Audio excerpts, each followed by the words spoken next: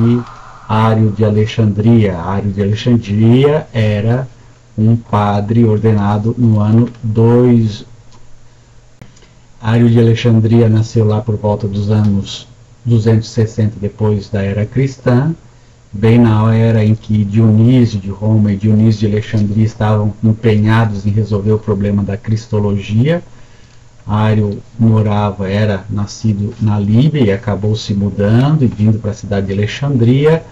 Lá ele se ordenou padre no ano de 312 e foi encarregado de uma paróquia nas redondezas da diocese de Alexandria, cujo bispo era Alexandre. A controvérsia sobre os ensinamentos de Ário eclodiu lá pelo ano 318.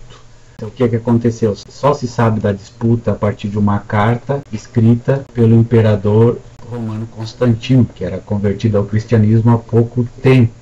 Então, nos anos seguintes, ele se empenhava, depois da sua conversão, em unificar a igreja em uma só força, em um só potencial, porque ele queria também que o seu império fosse unificado. Como o imperador e o império acreditavam nos deuses do sacrifício, esse Deus dos cristãos era um Deus mais comprometido, um Deus que dava a trabalhar melhor a misericórdia, a união, a fraternidade, e ele queria que o seu império estivesse mais unido, porque havia muitas dificuldades nessa questão.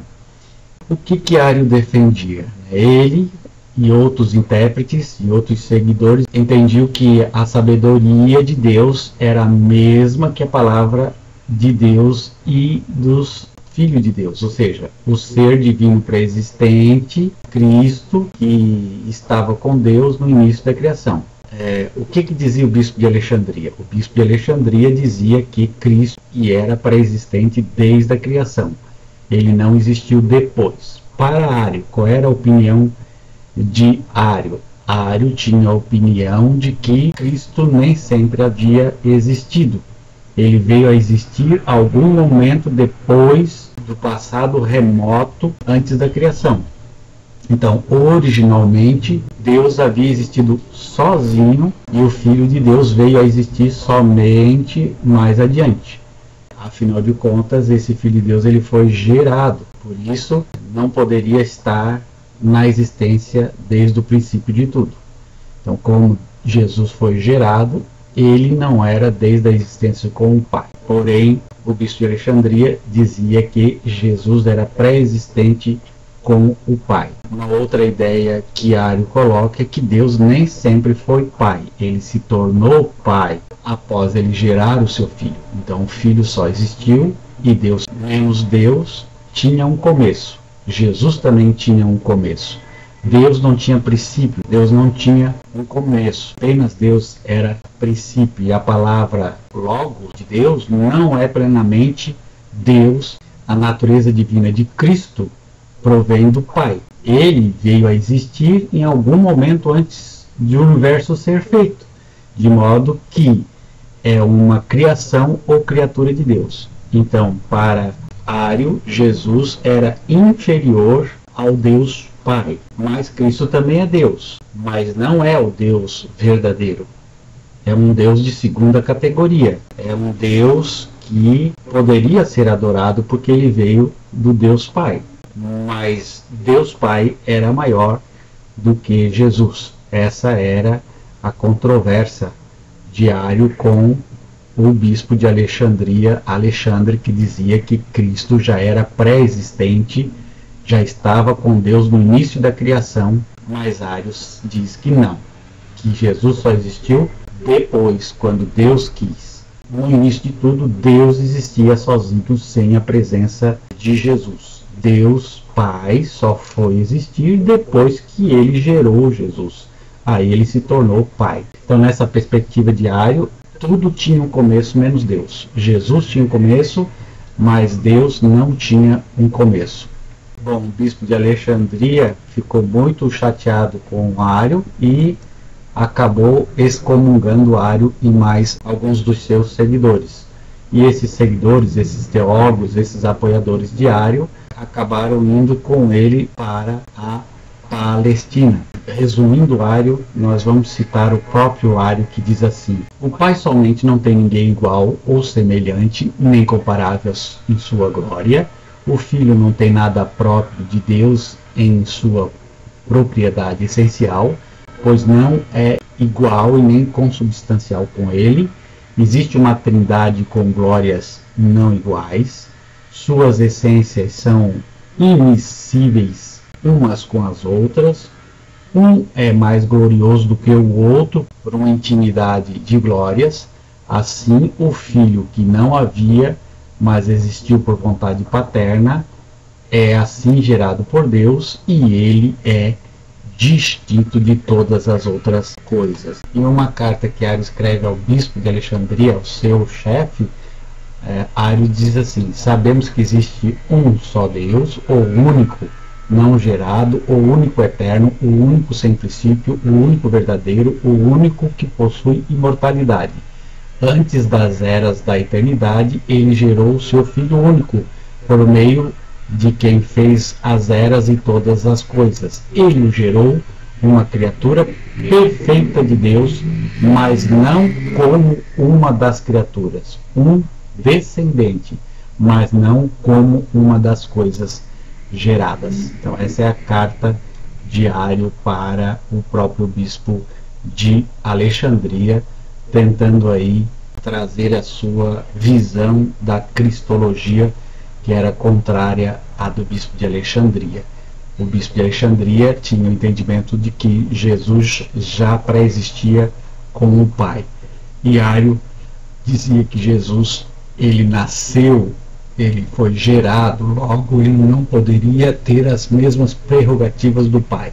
O Pai era maior que o Filho, e o Filho provavelmente maior que o Espírito Santo. Essa era a versão de Ário. Então nós sabemos que Alexandre, diante dessa controvérsia, diante da excomunhão de Ário, ele escreve aí uma carta para um colega bispo, com o xará dele, com o nome também de Alexandre. Ário escreve uma carta ao bispo de Constantinopla, também de nome Alexandre, do qual ele fala indignado sobre as controvérsias de Ário, dizendo até que Ário estava negando a divindade de Jesus e dizendo que Jesus era igual a qualquer ser humano. Um pouco exagerado essa ideia do bispo de Alexandria, que não foi isso que Ário falou. Ário disse que Jesus era Deus, mas não do tamanho do Deus criador de todas as coisas. Jesus era um Deus gerado pelo Deus maior, mas não deixava de ter divindade. Aqui nessa carta, o bispo de Alexandria quer dizer que Ário dizia que Jesus era um homem qualquer que não poderia ser adorado. Então, para o bispo de Alexandria, ou Alexandre, dizia que Cristo veio a existir desde o momento da era inferior a Deus Pai.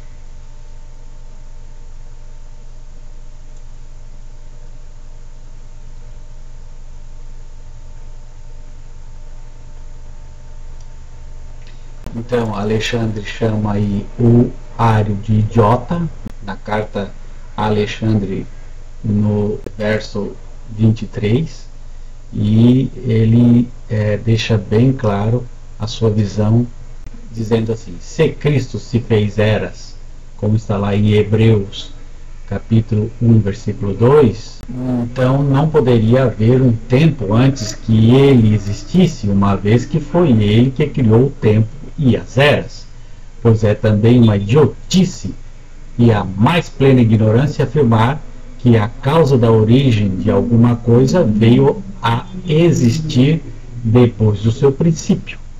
Então Alexandre era bem claro com essa questão da pré-existência de Cristo. Então Alexandre afirma que Cristo é imutável e é inalterável como o Pai, ele é perfeito como o Pai, nada falta no Pai, nada falta no Filho, só o fato de um ser Pai e o outro ser Filho gerado. Isso não diminui nada a natureza desses dois deuses, né? Então, Deus Pai e Deus Filho eram a mesma coisa, da mesma natureza, já pré-existiam, e então a adoração deveria ser igual para esses dois seres. Então, né, com isso, nós podemos entender que a controvérsia entre Alexandre e o bispo de Alexandria, o tal do Alexandre, trouxe muito sofrimento para a igreja, até o momento em que foi necessário o Concílio de Nicéia em 325 para tentar resolver essa discordância e dar um ponto final a essa discordância e fazer com que a igreja se tornasse mais unida. Então, no Concílio de Nicéia se resolveu que Ário estava errado e que Constantino estava correto em suas aplicações cristológicas. Com isso, mais ou menos 20 bispos dos 318 bispos que provavelmente, né, historicamente, se pesquisa que estavam lá no concílio, 20 bispos não concordaram, não quiseram assinar o credo de Nicéia, mas Constantino insistiu, conversou com eles em particular, fez a sua politicagem, e esses bispos acabaram assinando esse decreto do credo, e 3 bispos não assinaram esse documento, entre eles, né, o próprio Ário não assinou, e esses 3 então foram interditados, foram expulsos, né, foram anátema no meio da igreja por causa de suas visões. Porém, as visões de Ário continuou durante mais ou menos 50 anos, houve muitas pessoas que seguiram essa compreensão ariana, entendiam a compreensão, a cristologia ariana como coerente, e só lá depois da morte de Ário é que as coisas foram diminuindo e foram perdendo força a sua visão teológica. Então, Constantino, ele foi um precursor aí desse concílio, foi muito importante para esse concílio. A intenção de ele realizar o concílio foi por conta da sua conversão. Ele realmente sentia-se convertido ao cristianismo, ou ele queria usar o cristianismo para o seu próprio benefício? Haja visto que os cristãos tinham uma ideia de unidade, de fraternidade, de hierarquia. Então, para ele era muito interessante introduzir esta visão também dentro do império, para que as pessoas pudessem entender que ele era o chefe na posição de Deus, e havia assim os seus subordinados, e que todos deveriam então fazer parte desta pirâmide, digamos assim, de construção religiosa e também de construção social. Muito bem, pessoal, é isso aí. Um abraço, tchau, tchau.